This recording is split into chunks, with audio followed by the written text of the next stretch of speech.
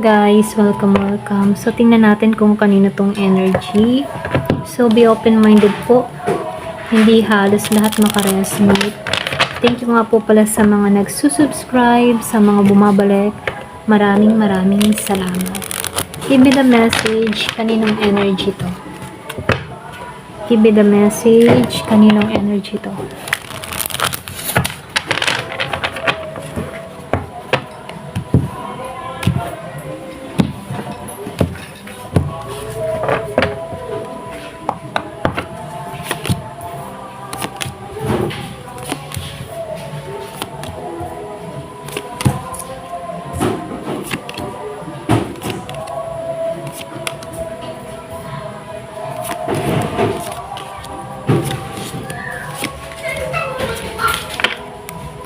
Meron akong nakikita dito na Virgo, Capricorn, Taurus, Gemini, Aquarius, and Libra.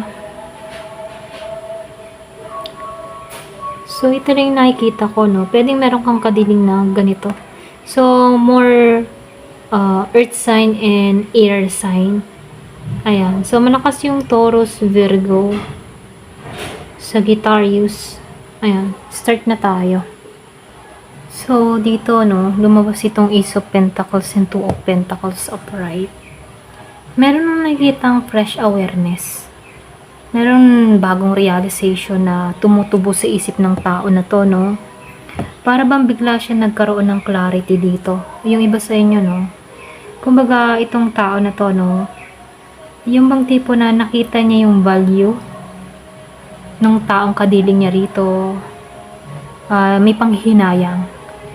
So, nakikita ko dito, meron ditong seed na wanting to reconnect. Okay? Para bang buto na gusto mo din kumonek. Ganon. Pero hindi pa action ha. Nasa isip pa lang niya.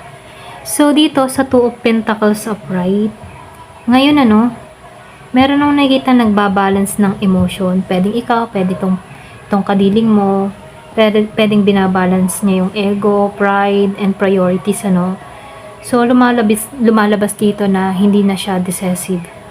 Kumbaga, napupunta siya sa ganitong energy, yung bang tipo na kakausapin ko na tong taong ito or hahayaan ko ba muna siya? Ganon. Merong question na ganon. So, nakikita ko dito, ito yung current energy na may turn out of balance na internally. Okay? So, dito, sa Four of Pentacles or reverse, ito yung pinakamalakas dito kasi meron ditong tao na unti-unti nang bumibitaw sa kanyang takot. Yung bang resistance or pwede yung pagiging close off. So, ibig sabihin, meron ditong tao na lumalambot na, nagiging open, at bumababa na yung walls niya. Okay? So, dito, lumabas din tong The Hermit, reverse. So, meron ditong confirmation. So, ibig sabihin, meron ditong tao na napagod siya sa pag-iwas. Ayaw na niya mag-isolate. May energy siya ng paglabas sa hiding at paglapit. Okay? Kumbaga, tapos na siya sa pagtatago. Ganon. Meron ako nakikitang energy na palapit. Okay? Or pwede rin lalapit na ulit. Okay? Kumbaga, nararamdaman niya dito na hindi na niya kaya yung katahimikan na tulad ng ganito. So, dito, nakikitahan ko rin dito sa Two of Swords upright. Ito yung, yung bang tipo na meron ditong tao na merong mental block. Alam mo yun? Pero ayaw niyang harapin yung emotion na niya fully. So, ibig sabihin, kahit ba gusto niyang kumilos, merong pagpipigil at meron ditong neutral mode na gustong lumabas. Okay? So, sa loob, gulo. Sa labas, parang wala lang. Okay? So, nakikita ko rin dito sa Justice Reverse, merong hindi naging patas or pwede rin nag-guilt tong tao na to. Meron nung nakikitang imbalance. Okay? Yung bagang mabigat sa dibdib, ganon. Nararamdaman ng tao na to na hindi siya naging pantay sa pagbabigay sa person niya rito. Na naramdaman niya dito na may mali. Okay? So, ayaw niyang aminin o harapin ito, pero nararamdaman niya dito na may mali. So, nakikitaan ko rin dito sa Six of Swords upright. Ito yung energy niya ngayon ha, ng taong ito.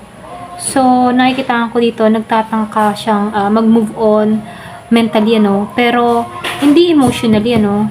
Ito yung lumalayo, pero umiikot pa rin sa isip niya.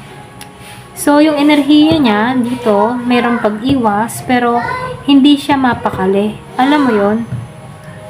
So, nakikita ko rin dito sa The Chariot upright, ano, kahit meron paglayo tong tao na to, may strong drive siya to take action, eventually ha.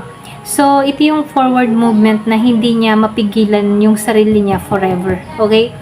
So, meron nung nakikitang tao na merong determinasyon, lalo na kapag natitrigger siya dito, okay?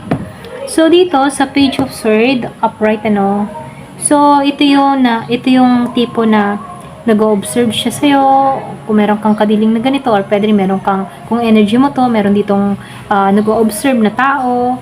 So, nag-check siya silently, pwedeng sa social media, sa energy mo, meron nung nakikitang last scene. So, curious kung ano yung nangyayari sa'yo, okay? So, yung enerhiya niya dito, meron siyang pagtatanong sa kanyang sarili na ganito, okay? Ano kayang enerhiya ng person ko? May iba na kaya siyang kausap ngayon? So, meron silent watcher mode dito. So, dito sa Ten of Swords reverse, meron siyang healing pace, ano, ngayon. So, ibig sabihin, hindi siya kasing drain or hopeless. So, nagkaroon siya ng recover pagdating sa emotion niya. Kumbaga, nagkaroon ng kalinawan, clarity.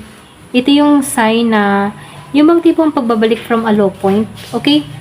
So, nakikitaan ko rin dito sa Three of Pentacles, reverse, ano, ngayon, itong tao na to, wala muna siyang alam mo, kumbaga wala siya munang pakikipagtulungan, ganon, or collaboration. Ayun yung makipag-usap habang hindi pa stable yung isip ng taong ito. Takot sa failure, communication.